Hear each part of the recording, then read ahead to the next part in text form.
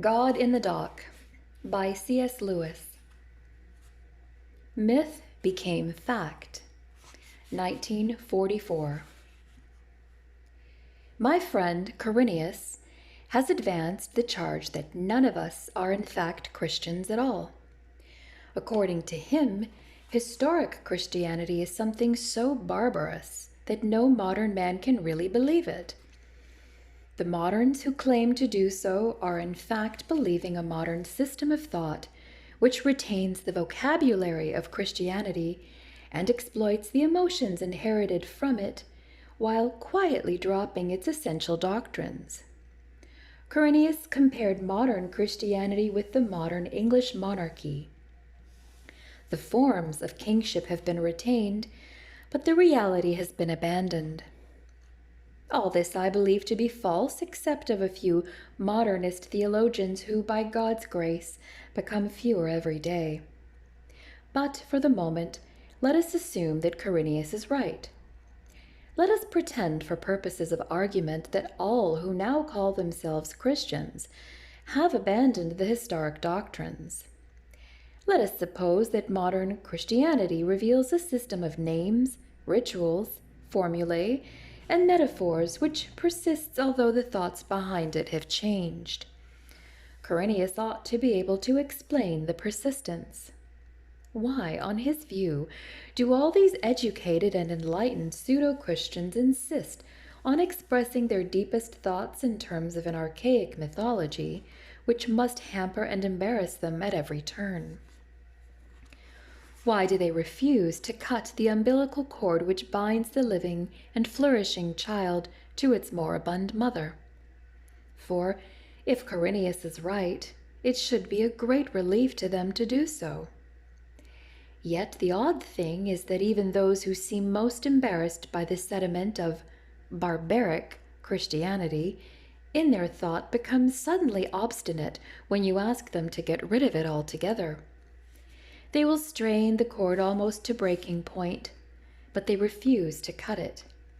Sometimes they will take every step except the last one. If all who professed Christianity were clergymen, it would be easy, though uncharitable, to reply that their livelihood depends on not taking that last step. Yet, even if this were the true cause of their behavior, even if all clergymen are intellectual prostitutes who preach for pay and usually starvation pay, what they secretly believe to be false, surely so widespread a darkening of conscience among thousands of men not otherwise known to be criminal, itself demands explanation. And of course, the profession of Christianity is not confined to the clergy. It is professed by millions of women and laymen who earn thereby contempt, unpopularity, suspicion, and the hostility of their own families. How does this come to happen?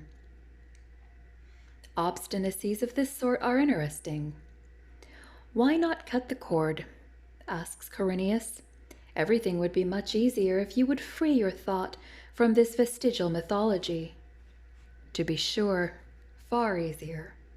Life would be far easier for the mother of an invalid child if she put it into an institution and adopted someone else's healthy baby instead.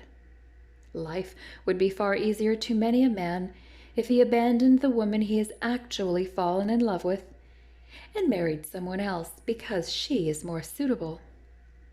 The only defect of the healthy baby and the suitable woman is that they leave out the patient's only reason for bothering about a child or wife at all. Would not conversation be much more rational than dancing? Said Jane Austen's Miss Bingley. Much more rational, replied Mr. Bingley, but much less like a ball. From Pride and Prejudice, Chapter 11.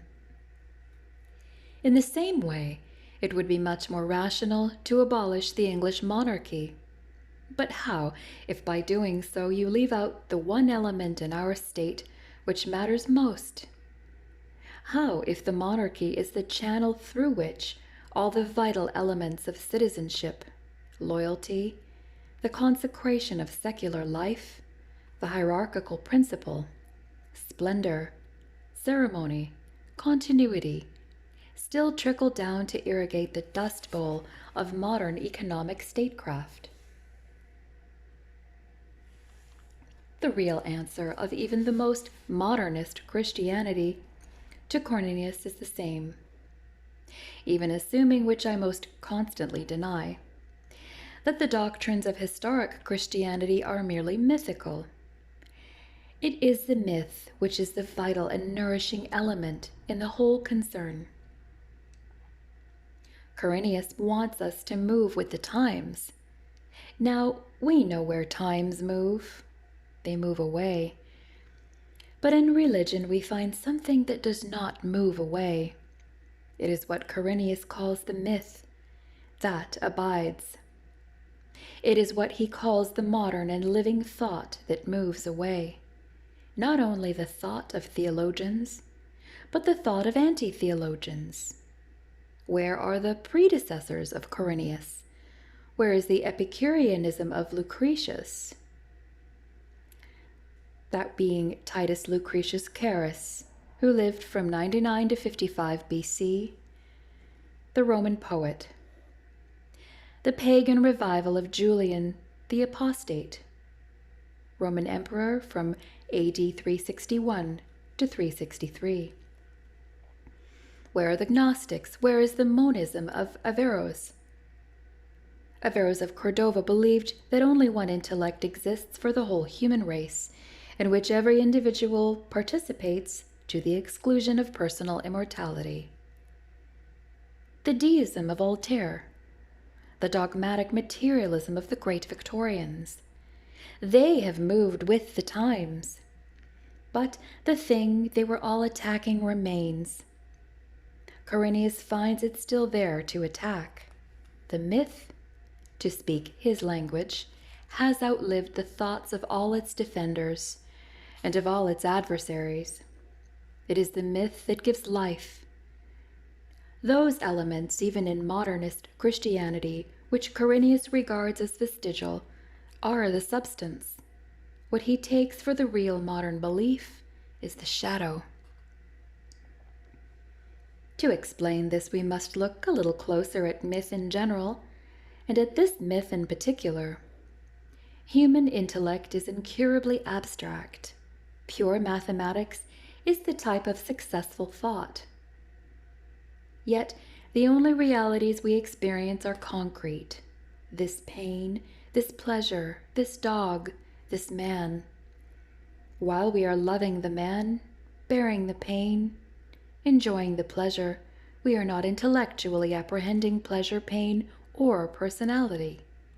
When we begin to do so, on the other hand, the concrete realities sink to the level of more instances or examples. We are no longer dealing with them, but with that which they exemplify.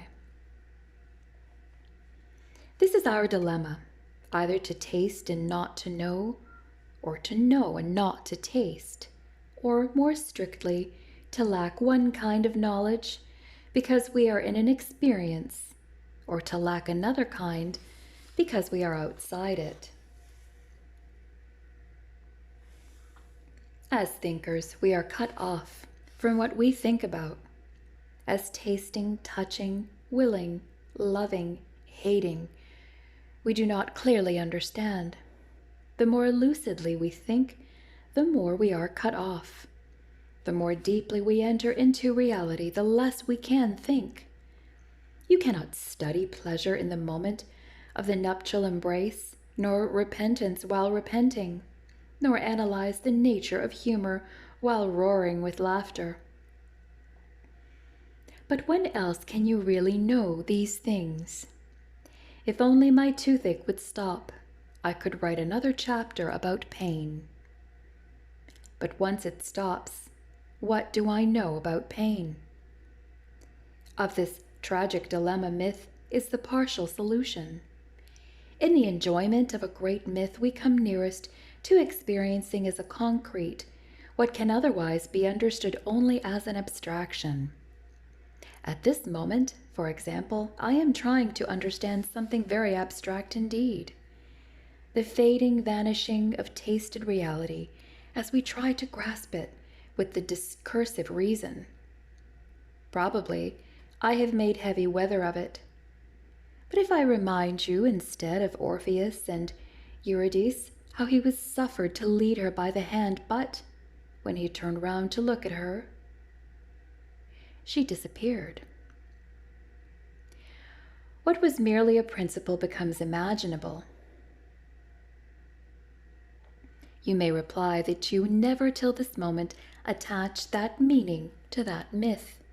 Of course not. You are not looking for an abstract meaning at all.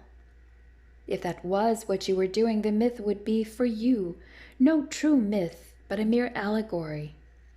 You were not knowing, but tasting. But what you were tasting turns out to be a universal principle. The moment we state this principle, we are admittedly back in the world of abstraction.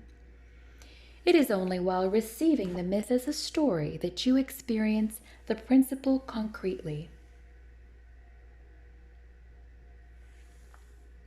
When we translate, we get abstraction, or rather, dozens of abstractions. What flows into you from the myth is not truth, but reality. Truth is always about something, but reality is that about which truth is, and therefore every myth becomes the father of innumerable truths on the abstract level. Myth is the mountain whence all the different streams arise, which become truths down here in the valley. In hac valle abstractionis, meaning in this valley of separation. Or, if you prefer, myth is the isthmus which connects the peninsular world of thought with that vast continent we really belong to. It is not like truth abstract, nor is it like direct experience bound to the particular. Now as myth transcends thought, incarnation transcends myth. The heart of Christianity is a myth, which is also a fact.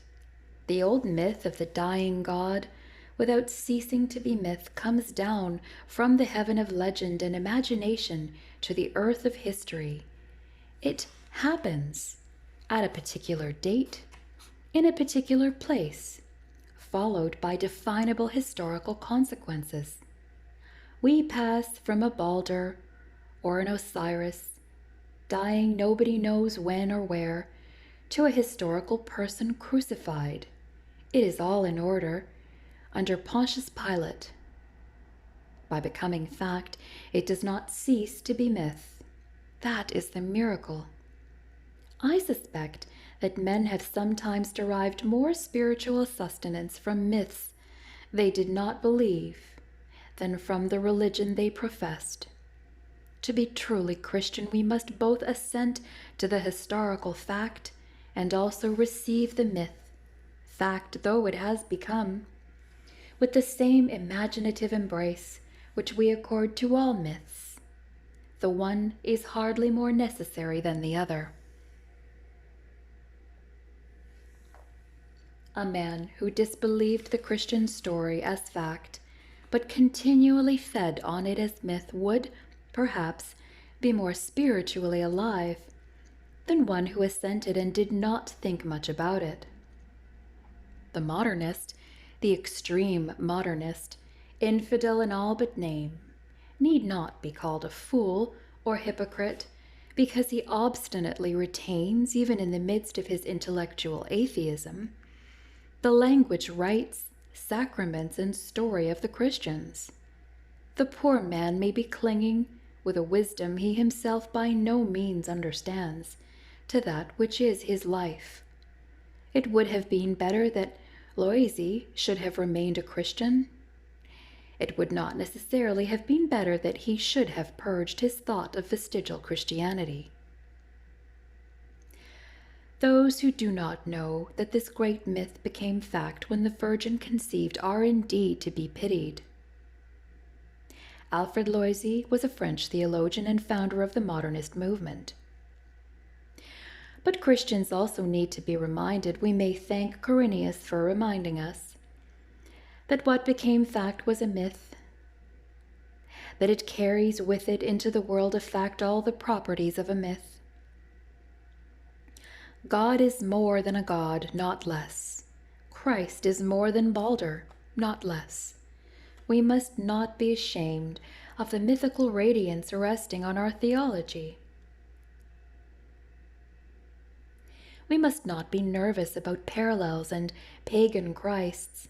They ought to be there. It would be a stumbling block if they weren't. We must not, in false spirituality, withhold our imaginative welcome. If God chooses to be mythopoetic, and is not the sky itself a myth, shall we refuse to be mythopathic? For this is the marriage of heaven and earth. Perfect myth and perfect fact, claiming not only our love and our obedience, but also our wonder and delight, addressed to the savage, the child, and the poet in each one of us, no less than to the moralist, the scholar, and the philosopher.